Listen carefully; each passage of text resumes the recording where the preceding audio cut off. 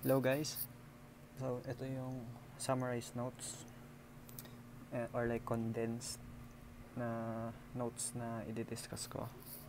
So ito na rin yung pwede nyo balik-balikan or like that stuff. Anyway, start tayo sa intro to business tax. Quick recap. Meron tayong dalawang transfer or transfers. It's either gratuitous or onerous. Ang gratuitous, wala tayong tinatawag na exchange of money or equivalent, or kung meron man, it is less than the consideration is less than the price. Sa onerous, it is bona fide sale, so equal siya or even more. Okay, actually hindi, it is equal lang, bona fide.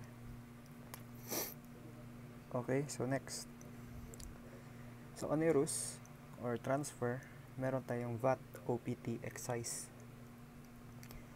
I'll discuss yung VAT muna ngayon and OPT, excise next. Eto, meron tayong general rule muna. Only one of VAT or OPT and OPT can the entity be subject to, while excise tax can be subject at any circumstances if valid sa business. Ito yung example. VAT, pwede subjected na yung entity sa VAT, so bawal na siya sa OPT. Pero pwede siya sa excise pa kung subject yung business sa excise. Or hindi siya pwede sa VAT, pero pwede siya sa OPT, pwede pa rin yung excise. So kung kung subject na yung VAT, yung entity sa VAT, bawal na sa OPT. Kung subject na yung entity sa OPT, bawal na siya sa VAT. Or kung wala talaga, exempt lahat. May exception. It is called mixed transaction. So check lahat. Or yung dalawa lang, wala na tong excise. Kasi yung excise is scene products or amusement, ganon. So example,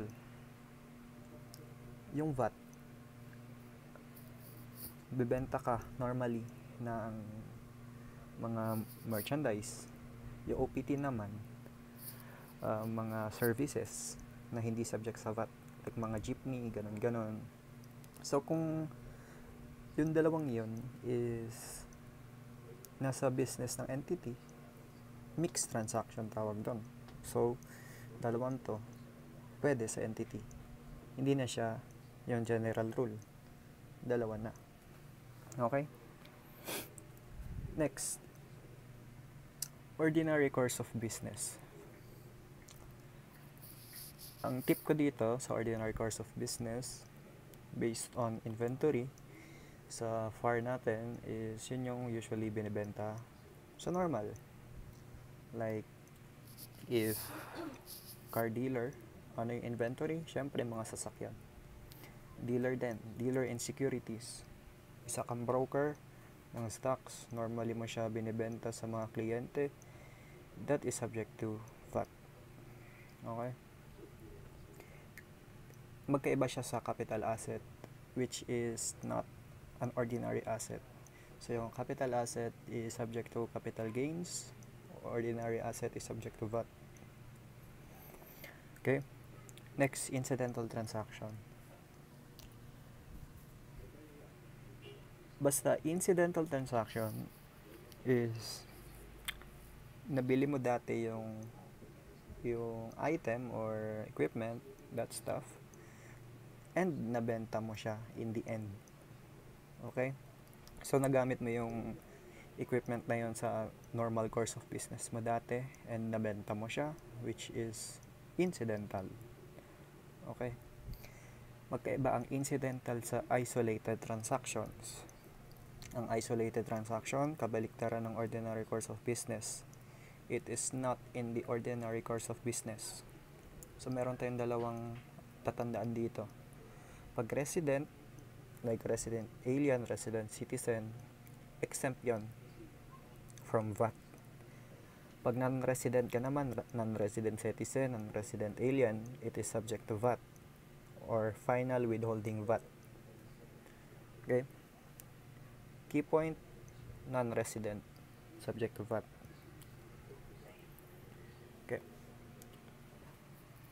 Ang VAT is based on the assumption that the entity is on a going concern basis. Mamaya mako-connect natin to, yung going concern. Next, characteristics of VAT. VAT is indirect, nagsishift siya from people to people, from buyer to seller, ganun-ganon. Kung sino man yung pinakahuling bumili, siya yung mag-shoulder ng VAT o magbabayad ng VAT. Pero yung primary liable is yung seller ng VAT kasi siya yung magbabayad sa BIR, which is called output VAT. I-discuss natin mamaya. Again, primary liable, seller, who shall pay the burden at the end, the buyer. It is consumption based. Pag bumili ka, magbabayad ka ng VAT. Pag bumenta ka, babayad ka ng VAT. Pero consumption, it's mostly directed to the buyer. Next, proportional. So, meron tayong dalawa. I-compare natin siya sa progressive, sa income tax. Again, progressive, pag tumataas yung sahod mo, tumataas din yung percent. Proportional, kung tumataas man yung tax base, hindi siya gumagalaw. So, 12% siya palagi. Okay? That's why proportional. Next. So, paano ba mag-register? Meron tayong dalawa. It's mandatory or optional. So, sa mandatory, if gross receipts or gross sales is greater than 3 million, and sa TV or radio broadcasting, kung 10 million, mas mataas sa 10 million. So, tatandaan nyo, 3 million, 10 million. Dalawang amounts lang. Okay? Sa optional, ito. Optional siya, hindi siya required. Okay? So, that means na it's either 3 million or less. Or 10 million or less. Okay? Same amounts lang tatandaan nyo. 3 and 10. Basta kung tumaas sa 3 million and 10 million, subject na siya. Pero kung hindi, pwede optional registration, which has its benefits. Okay? May benefits siya. Titignan natin mamaya. Okay? So, mandatory, dito na tayo sa second box. Mandatory din na mag-register if the gross sales, gross receipts will exceed for the next 12 months. So, forecast. Going concern. 12 months. So, kung alam na ng entity na mag-exceed yung sales niya for the next 12 months sa 3 million or 10 million, kailangan niya mag-register. Okay? Optional. Shall not be allowed to cancel for 3 years. Ito yan sa 3 million. Okay, so kung nag-optional ka na, di mo pwede i-cancel for 3 years. Whereas sa TV or radio, irrevocable siya. So, bawal na siya tanggalin. Okay? Again, pag 3 million, 3 years siya na bawal i-cancel. Pag 10 million, irrevocable. So, bawal na siya i-cancel. So, palatandaan, 3 million, 3 years. 10 million, irrevocable. I-pair nyo na lang to. 3 million sa 3 years. Okay? Next, cancellation. Again, related sa going concern. Cancellation.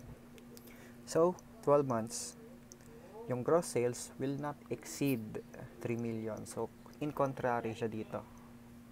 Okay, so ngayon naman, hindi mag-exceed yung sale for 12 months sa 3 million or 10 million.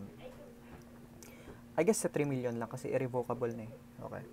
So, kung lumagpas na, VAT pa rin siya palagi. Okay, so mag-a-apply lang to sa 3 million. Again, if hindi mag-exceed yung VAT, I mean yung gross sales for the next 12 months sa 3 million, pwede i-cancel yung VAT registration. Business will not operate for the next 12 months. Okay, so walang operation yung business for the next 12 months. Okay, so yun lang yung dalawang cancellation na tatandaan. Okay, sa pinaka-last, this is called input tax credit, if I'm not mistaken. This is one of the benefits of being a VAT registered entity. So kung VAT registered ka lang, tsaka ka makaka-avail nito. Kung non-VAT registered ka, hindi ka pwede mag-avail nito.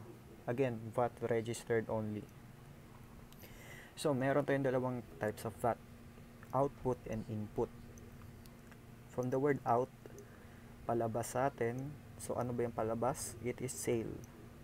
From the word input, papasok sa atin. Ano ba yung mga pumapasok? Purchases. So, ba't ganito? Ba't dagdag yung output? Kasi palabas. Kasi, pag bumenta tayo, nagcha-charge tayo ng extra 12% sa mga buyer. So, yung 12% na yun, tayo yung primary liable para mag-remit sa BIR.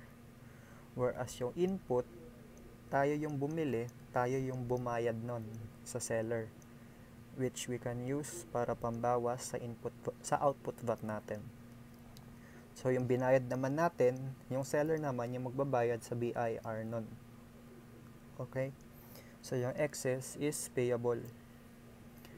May isa pang sale, which is export sale, subject to zero rated VAT or zero rated sale, which I will just discuss on a future video kasi introduction lang naman. Okay? So yun lang naman yung introduction to business taxes. Ang gross sale and gross receipt, just practice yung mga formula ng gross sale, gross receipt, tsaka yung mga iba pa like dealing in securities, that stuff. So yun lang naman yung intro to business tax. So ito yung summary. Okay. Anyway, yun lang naman. Thank you.